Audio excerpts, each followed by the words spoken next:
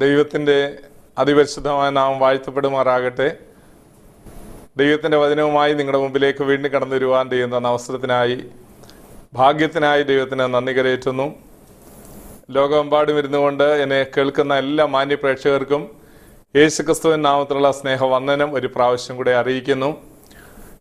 ഇത്തരണത്തിൽ ദൈവം ഒരു പ്രാവശ്യം കൂടെ ദൈവത്തിൻ്റെ വചനം നിങ്ങളോട് പറയുവാൻ എളിയവൻ്റെ ജീവിതത്തിൽ തന്ന വലിയ അവസരം, വലിയ ഭാഗ്യമായി കരുതുകയാണ്. പറയുന്ന അടിയനും കേൾക്കുന്ന നിങ്ങൾ ഓരോരുത്തരും അനുഗ്രഹിക്കപ്പെടുവാനായി വളരെ പ്രാർത്ഥനയോടെ ഈ ശുശ്രൂഷയിൽ പങ്കുകൊള്ളുക. നിശ്ചയമായും നിങ്ങൾ കേൾക്കുന്നവർക്ക് കൃപ ലഭിക്കേണ്ടതിന്, അനുഗ്രഹമായി മാറേണ്ടതിന് നിങ്ങളുടെ വിലയേറിയ പ്രാർത്ഥന വളരെ അത്യാവശ്യമാണ്. നാം ഇന്ന് അനുഗ്രഹിക്കപ്പെടുവാനായി വളരെ പ്രാർത്ഥനയോടെ ഈ വചനം ശ്രദ്ധിക്കുവാൻ നിങ്ങളുടെ സ്നേഹത്തോടെ ഓർമ്മിപ്പിക്കുന്നു. ലോകത്തിൻ്റെ വിവിധ സ്ഥലങ്ങളിൽ ഇരുന്നു കൊണ്ട് ഈ വചനം കേൾക്കുന്ന പ്രിയപ്പെട്ടവരോട് വളരെ സ്നേഹത്തോടെ നിങ്ങൾ ഓർമ്മിപ്പിക്കുന്നു. തുടർച്ചയായി ഈ വചനം ശ്രദ്ധിക്കുവാൻ, നിങ്ങൾ അനുഗ്രഹം പ്രാപിക്കുവാൻ നിങ്ങളുടെ ശ്രദ്ധയെ ക്ഷണിക്കുന്നു. നിങ്ങൾക്ക് യൂട്യൂബിൽ നിങ്ങൾക്ക് ഈ മെസ്സേജുകൾ കേൾക്കുവാനായിട്ട് കഴിയും. ഏതെങ്കിലും സമയങ്ങളിൽ നിങ്ങൾക്ക് ഇത് മിസ് ചെയ്യുന്നെങ്കിൽ അത് യൂട്യൂബിൽ നിങ്ങൾക്ക് കേൾക്കുവാനായിട്ടുള്ള അവസരമുണ്ട്. അതുകൊണ്ട് തുടർച്ചയായിട്ടുള്ള വചന പഠന പരമ്പര ആയതുകൊണ്ട് നിങ്ങൾ ശ്രദ്ധിക്കുവാൻ സ്നേഹത്തോടെ ഓർമ്മിപ്പിക്കുന്നു. നമ്മളെ കഴിഞ്ഞ ചില നാളുകളായിട്ട് ദൈവവചനത്തിലെ സങ്കേത നഗരങ്ങളെക്കുറിച്ച് ചിന്തിക്കുകയായിരുന്നു. സങ്കേത നഗരങ്ങൾ എന്നുള്ള വിഷയത്തിൽ കഴിഞ്ഞ പ്രാവശ്യം നമ്മളെ ചിന്തിച്ച് നിർത്തിയത്, ഒരുവൻ സങ്കേത പട്ടണത്തിലേക്ക് ഓടിക്കയറി കഴിഞ്ഞാൽ പിന്നെ അവൻ്റെ മരണഭീതി മാറിപ്പോകുന്നു എന്ന് നമ്മൾ ചിന്തിക്കുകയുണ്ടായി. അവൻ ഓടിക്കിതച്ച് അവിടേക്ക് പ്രവേശിച്ച് വരുമ്പോൾ അവൻ ആ ഗേറ്റ് ക്രോസ് ചെയ്ത് കഴിയുന്ന ആ പർട്ടിക്കുലർ മൂമെൻറ്റിൽ തന്നെ അവൻ്റെ ഉള്ളിൽ നിന്ന് ആ ഭയം മാറിപ്പോയി. രക്തപ്രതികാരകന്റെ കയ്യിൽ ഇനിയും താൻ നഷ്ടപ്പെടുകയില്ല എന്നുള്ള നല്ല ബോധ്യം കൊണ്ട് അവൻ്റെ മരണഭീതി മാറിപ്പോയി എന്ന് നമ്മൾ ചിന്തിക്കുകയുണ്ടായി. ഇതുപോലെ യേശുക്രിസ്തുവിലാകുന്ന ഒരു ദൈവവേദനെ സംബന്ധിച്ചിടത്തോളം അവന് ആ മരണഭീതി മാറിപ്പോകുവാൻ ഇടയായിത്തീരുന്നു എന്ന് നമ്മളെ ചിന്തിക്കുകയുണ്ടായി. യേശുക്രിസ്തുവിലാകുന്ന ഒരു ദൈവവേദനെ സംബന്ധിച്ചിടത്തോളം അവൻ്റെ ശിക്ഷാവിധിയെക്കുറിച്ചുള്ള ദൈവക്രോധം അവനിൽ നിന്ന് മാറിപ്പോകുകയാണ്. ദൈവത്തിൻ്റെ വചനം പറയുന്നു, കോപപാത്രമായിരുന്ന നമ്മെ അവൻ മാനപാത്രമാക്കി മാറ്റിയിരിക്കുന്നു. ദൈവത്തിൻ്റെ കോപം പകർന്നു വയ്ക്കുവാനുള്ള പാത്രങ്ങളായി നമ്മളായിരുന്നതാണ്. അഥവാ ദൈവത്തിൻ്റെ കോപം, ദൈവത്തിൻ്റെ ക്രോധം, ഇത് രണ്ടും രണ്ടാണ്. ദൈവദിനം പഠിക്കുമ്പോൾ നമുക്ക് മനസ്സിലാകും, ദൈവത്തിൻ്റെ ക്രോധമുണ്ട്, ദൈവത്തിൻ്റെ കോപമുണ്ട്. അത് രണ്ടും രണ്ടായി നമുക്ക് തരംതിരിച്ച് പഠിക്കുവാൻ കഴിയും. എന്നാൽ ഇതിനോടനുബന്ധിച്ച് ഞാൻ ഒരു കാര്യം ഓർമ്മിപ്പിക്കുന്നത്, ദൈവത്തിൻ്റെ ക്രോധം നമ്മുടെ മേൽ പകരേണ്ടതായിരുന്നു. ദൈവത്തിൻ്റെ ന്യായവിധി, പാപത്തിൻ്റെ ശിക്ഷ നമ്മുടെ മേൽ വരേണ്ടതായിരുന്നു. എന്നാൽ അങ്ങനെയുള്ള പാത്രത്തെ ദൈവം മാനപാത്രമാക്കി മാറ്റുകയാണ്.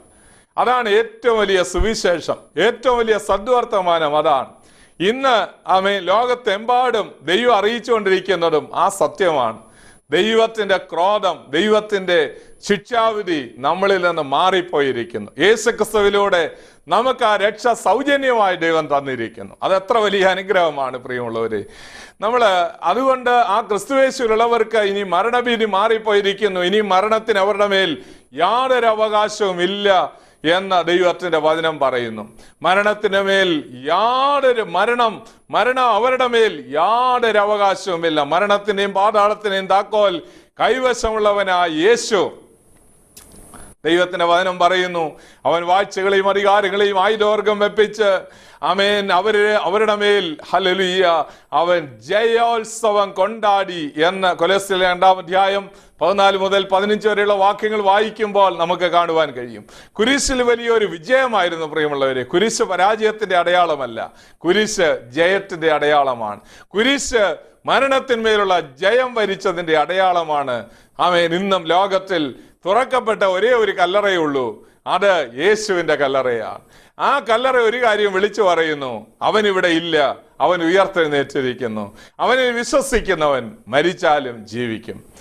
നമ്മൾ അടുത്തതായിട്ട് ചിന്തിക്കുവാനായിട്ട് തുടങ്ങുന്നത്, ഈ പട്ടണത്തിൽ കയറി വന്നാലുള്ള അനുഗ്രഹത്തിൻ്റെ മൂന്നാമത്തെ കാര്യം നമ്മൾ ചിന്തിക്കുവാനായിട്ട് പോവുകയാണ്. നമ്മൾ നേരത്തെ ചിന്തിക്കുകയുണ്ടായി, അവനിലേക്ക് ഓടി വരണം എന്ന ചിന്തിക്കുകയുണ്ടായി. അത് മാത്രമല്ല, അവൻ്റെ മരണഭീതി മാറിപ്പോകുന്നതായിട്ട് നമ്മളെ ചിന്തിക്കുകയുണ്ടായി. അടുത്തതായിട്ട് നമ്മളെ ചിന്തിക്കുന്നത്, ഈ പട്ടണത്തിലേക്ക് അവൻ കയറി വന്നാൽ ഉടനെ തന്നെ ചെയ്യേണ്ട ഒരു കാര്യം, യോശുവയുടെ പുസ്തകം 20-ാം അധ്യായം അതിന് 4-ാം വാക്യം അവിടെ കാണുന്നത് ഇങ്ങനെയാണ്. ഞാനതൊന്ന് വായിക്കാം. ആ പട്ടണങ്ങളിൽ ഒന്നിലേക്ക് ഓടിച്ചെല്ലുന്നവൻ പട്ടണത്തിന്റെ പടിവാതിൽക്കൽ നിന്നുകൊണ്ട് തൻ്റെ കാര്യം പട്ടണത്തിലെ മൂപ്പന്മാരെ അറിയിക്കുകയും അവർ അവനെ കൈക്കൊണ്ട തങ്ങളുടെ ഇടയിൽ പാർക്കേണ്ടതിന് അവനൊരു സ്ഥലം കൊടുക്കുകയും വേണം. അപ്പോൾ ആ പട്ടണവാതിൽക്കലേക്ക് കയറി കഴിഞ്ഞാൽ ആദ്യം ചെയ്യേണ്ട ഒരു കാര്യം അവിടെ രേഖപ്പെടുത്തിയിരിക്കുന്നു.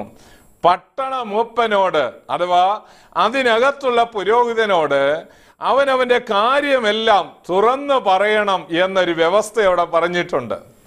അപ്പോൾ നമ്മൾ ഈ രക്ഷിക്കപ്പെടുക, വീണ്ടും ജന്മം പ്രാപിക്കുക എന്ന് പറയുന്ന ഒരു കാര്യം എല്ലാ ആരാധനയിലും പങ്കെടുക്കുന്നതോ സഭായോഗങ്ങളെല്ലാം വന്ന് പങ്കെടുക്കുന്നതോ എല്ലാ ആഴ്ചയിലും പള്ളിയിൽ പോകുന്നതോ ദാനധർമ്മം ചെയ്യുന്നതോ ഒന്നുമേ അല്ല.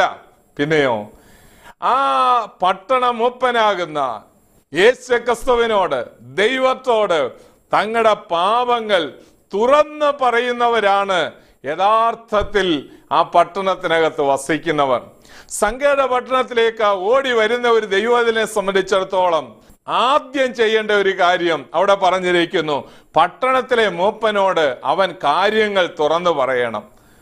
നമ്മൾ പലപ്പോഴും യഥാർത്ഥമായി ആളുകൾ രക്ഷിക്കപ്പെടാത്തതിന്റെ കാരണം ദൈവസന്നിധിയിലേക്ക് വരുമ്പോൾ അവർക്ക് പാപബോധമില്ലാതെ നല്ലവരായിട്ടാണ് അവർ പലപ്പോഴും വരുന്നത്. എന്നാൽ ഈ മനുഷ്യനെ ശ്രദ്ധിക്കുക, അവൻ വരുമ്പോൾ എന്തായിരിക്കും ആ പട്ടണ മൂപ്പനോട് പറയുന്നത്?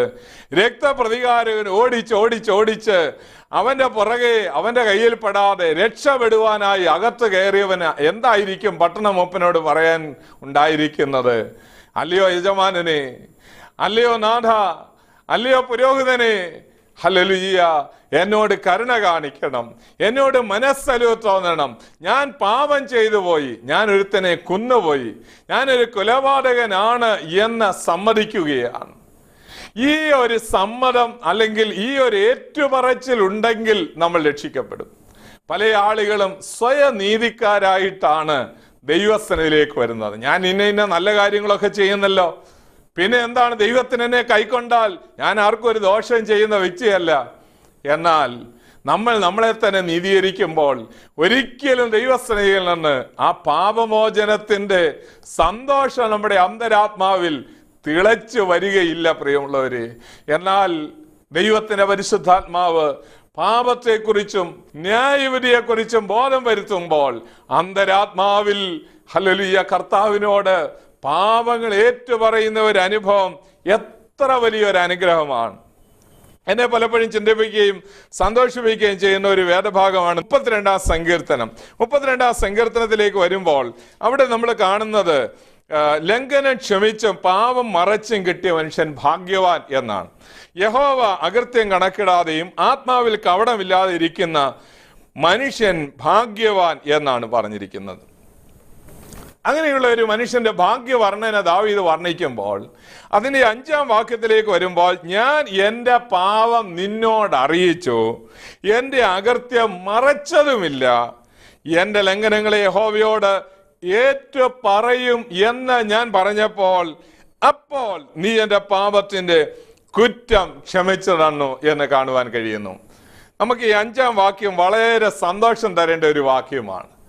ഞാൻ എൻ്റെ പാപം ദൈവത്തോട് ഏറ്റുപറയും എന്ന് ഞാൻ പറഞ്ഞപ്പോൾ അപ്പോൾ എൻ്റെ പാപത്തിന്റെ കുറ്റം ദൈവം ക്ഷമിച്ചു തരുന്നു.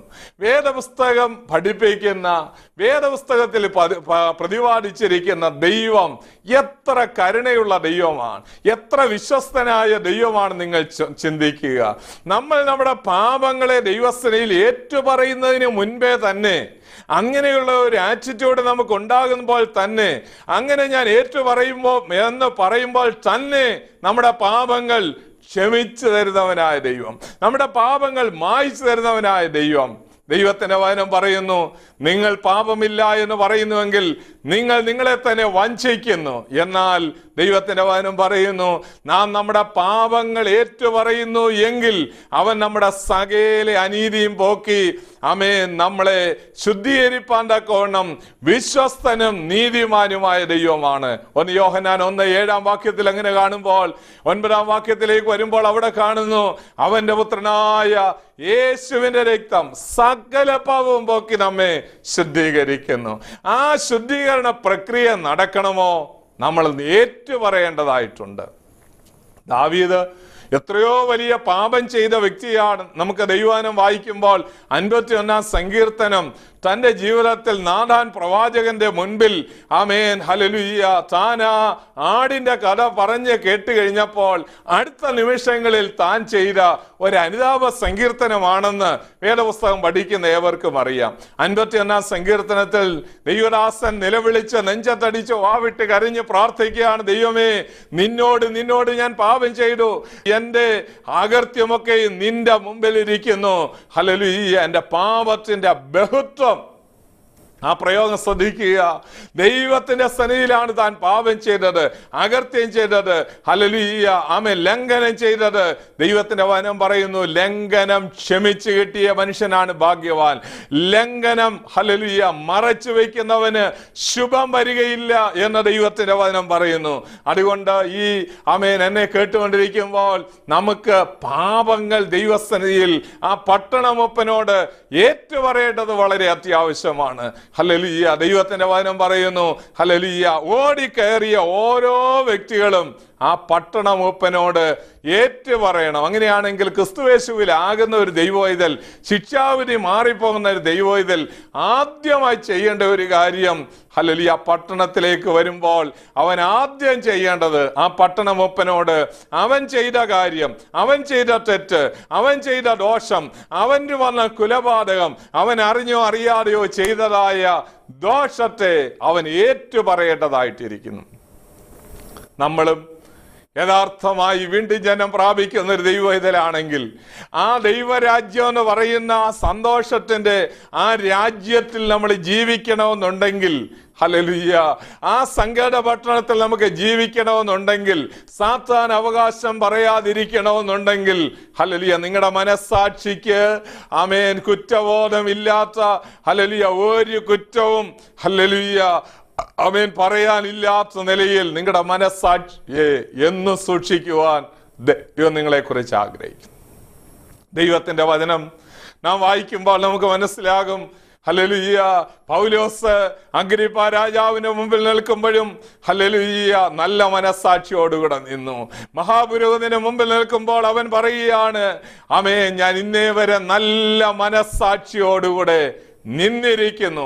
രാജാവിന്റെ മുമ്പിൽ നിൽക്കുമ്പോഴും തനിക്ക് പറയാനുള്ളത്, ഞാൻ കേവലം നല്ല മനസ്സാക്ഷിയോടുകൂടെ നിന്നിരിക്കുന്നു, നടന്നിരിക്കുന്നു എന്നാണ് താൻ പറയുന്നത്. പ്രിയമുള്ളവരെ, അതുകൊണ്ട് പാപബോധം വന്ന് ഹല്ലേലൂയ നമ്മളെ ദൈവസന്നിധിയിൽ പാപങ്ങളെ ഏറ്റുപറയുന്ന ഒരനുഭവം ഉണ്ടാകും. ഓരോ ദിവസവും ശുദ്ധീകരണത്തിനായി നമുക്കടുത്തിയെല്ലാം നമ്മളെ വളരെ ഹല്ലേലൂയ പഴയ നിയമത്തിൽ നമ്മളെ സന്തോഷിപ്പിക്കുന്ന ഒരു വേദഭാഗമുണ്ട്. സമാഗമന കൂടാരം പഠിക്കുമ്പോൾ നമുക്കറിയാം, ദേവാലയത്തിന്റെ പ്രാകാരത്തിലാണ് പിച്ചളത്തൊട്ടി വെച്ചിരിക്കുന്നത്. ആ പിച്ചളത്തൊട്ടിയെ ദൈവം നിർമ്മിക്കുവാനായിട്ട് ആഹ്വാനം കൊടുത്തപ്പോൾ എന്താണ് ചെയ്തതെന്ന് നിങ്ങൾക്ക് ഒരുപക്ഷെ അറിയാമായിരിക്കും. നമ്മൾ സമാഗമന കൂടാരം എന്ന് പറയുന്ന വിഷയം പഠിക്കുമ്പോൾ നമുക്കവിടെ കാണുവാനായിട്ട് കഴിയും, ഇത് വളരെയധികം മിനുസമുള്ള ആമേൻ ആമേൻ ഹല്ലേലൂയ ലോഹം കൊണ്ട് നിർമ്മിതമാണ്. അതിൻ്റെ പുറം വളരെ മനോഹരമായി മിനുക്കിയിരിക്കും. അതിൻ്റെ അടുത്തോട്ട് ചെല്ലുന്ന ഏതൊരാൾക്കും ആമേൻ അവന്റെ മുഖവും രൂപവും എല്ലാം വളരെ വ്യക്തമായിട്ട് അതിനകത്ത് പതിയുന്നത് കാണുവാനായിട്ട് കഴിയും. എന്തിനാണ് പിച്ചളത്തൊട്ടിയുടെ പുറം ഇത്രമാത്രം മിനുസപ്പെടുത്തിയിരിക്കുന്നത്? ഇസ്രായേൽ മക്കളുടെ സ്ത്രീകൾ അവരെ മുഖം നോക്കുന്ന കണ്ണാടിയായിരുന്നു എന്നാണ് ചരിത്രപരമായി മനസ്സിലാക്കുവാനായിട്ട് കഴിയുന്നത്. തങ്ങൾക്കുണ്ടായിരുന്ന ആ ലോഹങ്ങളെല്ലാം കൂടെ കൊണ്ടുവന്ന് കൊടുത്ത് മോശയുടെ കരങ്ങളിൽ കൊടുത്തപ്പോൾ ഉണ്ടാക്കിയതാണ് പിച്ചളത്തൊട്ടി എന്ന് പറയുന്നത്. എന്നാൽ തങ്ങളുടെ രൂപം അങ്ങനെ കണ്ടതിന് ശേഷം വെറുതെ മടങ്ങിപ്പോകുവാനല്ല ദൈവം വെച്ചിരിക്കുന്നത്. പിന്നെയോ ആ പിച്ചളത്തൊട്ടിക്ക് അകത്ത് തന്നെ വെള്ളമുണ്ട് പ്രിയമുള്ളവര്. ആ വെള്ളം കോരി അവരുടെ മുഖവും അവരുടെ കൈകാലുകളും ഒക്കെ കഴുകുവാൻ ആർക്കെങ്കിലും അകത്തോട്ട് പ്രവേശിക്കണമെങ്കിൽ, പുരോഹിതന്മാർക്ക് അകത്തോട്ട് പ്രവേശിക്കണമെങ്കിൽ കഴുകൽ കൂടാതെ അവർക്ക് സാധ്യമല്ലായിരുന്നു. ഇതുപോലെ നമ്മുടെയും ജീവിതത്തിൽ ജീവനുള്ള ദൈവത്തെ ആരാധിക്കുവാനായി ദൈവസന്നിധിയിലേക്ക് അടുത്തു വരുമ്പോൾ നമ്മുടെയും ഉള്ളിൽ ഹല്ലേലൂയ കറ, ചുളുക്ക, മാലിന്യം, വാട്ടം എന്നിവയില്ലാത്ത മണവാട്ടിയായി ഒരുങ്ങി നിൽക്കുന്ന ദൈവസഭ ഹല്ലേലൂയ എല്ലാ മാലിന്യങ്ങളെയും മാറ്റിക്കളയുവാൻ ദൈവവചനമാകുന്ന കണ്ണാടിയിൽ കൂടെ കണ്ട് ഹല്ലേലൂയ യേശുവിന്റെ പരിശുദ്ധ രക്തത്താൽ കഴുകൽ പ്രാപിച്ച് ഹല്ലേലൂയ നമുക്ക് ശുദ്ധീകരണം പ്രാപിക്കുവാനായിട്ട് കഴിയും. അപ്പോൾ അതുകൊണ്ട് നമുക്ക് ദൈവസന്നിധിയിൽ നമ്മുടെ പാപങ്ങൾ വ്യക്തമായി ഏറ്റുപറഞ്ഞേ മതിയാവും. ദൈവത്തോട് ചെയ്ത പാപം ദൈവത്തോട് ഏറ്റു പറയണം. മനുഷ്യരോട് ചെയ്യുന്ന പാപം മനുഷ്യരോട് ഏറ്റു പറയേണ്ടതായിട്ടിരിക്കുന്നു. അതുകൊണ്ട് അങ്ങനെ ചെയ്യുന്ന ഓരോ ദൈവവൈതലിനും ഹല്ലേലൂയ ആ പട്ടണത്തിൽ സുരക്ഷിതമായി ജീവിക്കുവാനായിട്ട് കഴിയും. അപ്പോൾ മൂന്നാമതായിട്ട് ഞാൻ പറഞ്ഞു വന്നത്, പട്ടണത്തിനകത്തേക്ക് പ്രവേശിച്ചു കഴിഞ്ഞാൽ അവൻ ലഭിക്കുന്ന മറ്റൊരു കാര്യം പട്ടണമൂപ്പനോട് കാര്യങ്ങൾ തുറന്നു പറയാനുള്ള അവകാശമാണ്. അഥവാ അവന്റെ ആ പാപം മറച്ചു വെച്ചുകൊണ്ട് ആ പട്ടണത്തിനകത്ത് ജീവിക്കുവാനായിട്ട് കഴിയത്തില്ല. അതിന്റെ ഏറ്റവും ഉന്നതമായ സ്ഥാനം വഹിക്കുന്ന പട്ടണമൂപ്പനായ ആ വ്യക്തിയോട് അവന്റെ പാപം ഏറ്റു പറയണം. നമ്മൾ അടുത്തതായിട്ട് സങ്കര നഗരങ്ങളെ കുറിച്ച് ചിന്തിക്കുമ്പോൾ നമുക്ക് വളരെ സന്തോഷം തരുന്ന മറ്റൊരു കാര്യം ദൈവവചനത്തിൽ അടങ്ങിയിരിക്കുന്നത് അടുത്തതായിട്ട് നാലാമതായിട്ട് നമുക്ക് ചിന്തിക്കുമ്പോൾ മനസ്സിലാകും. സങ്കര നഗരത്തിലേക്ക് ഓടിക്കയറി കഴിഞ്ഞാൽ പിന്നെ പട്ടണത്തിനകത്തേക്ക് കയറി ആർക്കും, പ്രത്യേകിച്ച് രക്തപ്രതികാരകന് അവനെ ഒന്നും ചെയ്യാനായിട്ട് കഴിയത്തില്ല. അപ്പോൾ യേശുക്രിസ്തുവാകുന്ന സങ്കര നഗരത്തിലേക്ക് നമ്മൾ ഓടിക്കയറി കഴിഞ്ഞാൽ പിന്നെ നമുക്ക് ലഭിക്കുന്ന ഏറ്റവും വലിയ അനുഗ്രഹം നമ്മൾ സുരക്ഷിതരാകുന്നു എന്നുള്ളതാണ്. We are secured in Christ, അഥവാ ദൈവത്തിന്റെ പുത്രനാകുന്ന യേശുക്രിസ്തുവിൽ നമ്മൾ സുരക്ഷിതരാണ്. പ്രിയമുള്ളവര്, ഇത്രയും സുരക്ഷിതത്വം നൽകുന്ന ഒരു സ്ഥലം വേറെ എവിടെയാണുള്ളത്? കർത്താവ് പറഞ്ഞു ഹല്ലേലൂയ, ഭയമുള്ളവരായി ഭയപ്പാടുള്ളവരായി തന്നെ അനുഗമിച്ച ഒരു കൂട്ടം ആളുകളോട് ഇങ്ങനെ പറഞ്ഞു, ദേഹത്തെ കൊന്നിട്ട് ദേഹിയോട് ഒന്നും ചെയ്യാൻ കഴിയാത്തവരെ നിങ്ങൾ ഭയപ്പെടേണ്ട കാര്യമില്ല. ഹല്ലേലൂയ, ആമേൻ. എന്നിട്ട് അത് പറഞ്ഞിട്ടാണ് കർത്താവ് പറഞ്ഞത്, ദേഹത്തെയും ദേഹിയെയും നരകത്തിൽ തള്ളിക്കളയുവാൻ അധികാരമുള്ളവനെയാണ് നിങ്ങൾ ഭയപ്പെടേണ്ടത് എന്ന് പറഞ്ഞാൽ, അതിൻ്റെ ഒരു ചുരുക്കം പറഞ്ഞാൽ, നിങ്ങൾ ഇവിടെയുള്ള ഒരു പീഡയും ഒരു കഷ്ടതയും ഒരു വേദനയും നിങ്ങൾ ഭയപ്പെടേണ്ട കാര്യമില്ല. നിങ്ങളുടെ ആത്മാക്കളോട്, നിങ്ങളുടെ ആത്മാവിനോട്, നിങ്ങളുടെ അകത്തെ മനുഷ്യനോട്, നിങ്ങളുടെ ദേഹിയോടോ നിങ്ങളുടെ ആത്മാവിനോടോ ഒന്നും ചെയ്യാനായിട്ട് ആ ലോകത്തിലുള്ള ഒരു മനുഷ്യനും സാധ്യമല്ല. എന്നാൽ ദേഹത്തെയും ദേഹിയെയും നരകത്തിൽ തള്ളിയിടുവാൻ അധികാരമുള്ളവനായ ഒരു ദൈവമുണ്ട്. ആ ദൈവത്തെ ഭയപ്പെടുവാൻ പറഞ്ഞു. അതുകൊണ്ട് നമ്മൾ ഈ നാളുകളിൽ ഓർത്തിരിക്കേണ്ട ഒരു കാര്യം, കർത്താവ് അവിടെ തന്നെ പറഞ്ഞ ഒരു ശ്രദ്ധേയമായൊരു കാര്യം, ഹല്ലേലൂയ, കാശിന് 2 കുരികലിനെ വിൽക്കുന്നു, 2 കാശിന് 5 കുരികലിനെ വിൽക്കുന്നു, എങ്കിൽ അവയിൽ ഒന്നിനെ പോലും അവൻ മറന്നു പോകുകയില്ല. നിങ്ങളുടെ തലയിലെ രോമങ്ങളും എണ്ണപ്പെട്ടിരിക്കുന്നു എന്ന് കർത്താവ് പറയുകയുണ്ടായി. എൻ്റെ തലയിൽ എത്ര രോമമുണ്ട് എന്ന് എനിക്ക് ഹല്ലേലൂയ അറിയില്ല. ഹല്ലേലൂയ. എന്നാൽ ദൈവത്തിന്റെ വചനം പറയുന്നു അത് എണ്ണപ്പെട്ടിരിക്കുന്നു. എണ്ണപ്പെട്ടിരിക്കുന്നുള്ളതിന്റെ ശരിക്കുള്ള മൂലഭാഷയിലെ അർത്ഥം, വനത്തിൽ തടി നല്ല പാകമാകുമ്പോൾ ഗവൺമെന്റ് അതിന് സീൽ കൊടുത്ത് എണ്ണം എടുക്കും. ഇതുപോലെ എണ്ണം എടുത്ത ഓരോ സീലടിച്ച് നിർത്തിയിരിക്കുന്ന മരവും കാണുമ്പോൾ അറിയാം അത് ഗവൺമെന്റിന്റെ ലിസ്റ്റിലുള്ളതാണ്. ഇതുപോലെ നമ്മുടെയൊക്കെ ജീവിതത്തിൽ ഹല്ലേലൂയ, നമ്മുടെ തലയിലെ രോമങ്ങൾക്ക് ദൈവത്തിന്റെ സന്നിധിയിൽ കണക്ക് ഉണ്ട് എങ്കിൽ നമ്മൾ തല ചെയ്യുമ്പോഴോ നമ്മൾ സഞ്ചരിക്കുമ്പോഴൊക്കെ നമ്മുടെ തലയിലെ രോമങ്ങൾ പൊഴിഞ്ഞു പോകാറുണ്ട്, നമ്മൾ അറിയുന്നില്ല. എന്നാൽ ദൈവം അത്ര മൈന്യൂട്ടായിട്ടുള്ള, അത്രമാത്രം ചെറിയ കാര്യങ്ങൾ പോലും ശ്രദ്ധയോടെ നമ്മളെ കരുതുന്ന ദൈവമാണ്. അത്രമാത്രം സെക്യൂർഡ് ആണ് നമ്മൾ എന്നാണ് അതിൻ്റെ അർത്ഥം. ആമേൻ. അവിടെ വായിക്കുമ്പോൾ കാശിന് 2 കുരികൾ വിൽക്കുന്നു, 2 കാശിന് 5 കുരികളിനെ വിൽക്കുന്നു. ആ പറഞ്ഞതിൻ്റെ അർത്ഥം എന്താണ്? കർത്താവ് ഇങ്ങനെ പറയുകയാണ്, ഹല്ലേലൂയ, 2 കാശിന് 5 കുരികളിനെ കിട്ടും എന്ന് പറഞ്ഞാൽ 2 കാശ് കൊടുക്കുമ്പോൾ, ആമേൻ, 1 കാശിന് 2 കുരികിലാണ് കിട്ടുന്നതെങ്കിൽ 2 കാശ് കൊടുത്ത് വാങ്ങിക്കുമ്പോൾ 1 ഫ്രീ ആയിട്ട് കിട്ടും. സാധാരണയായിട്ട് നമുക്കറിയാം, ഫ്രീ ആയിട്ട് കിട്ടുന്നതിനെ സാധാരണ ഗണ്യമാക്കാറില്ല.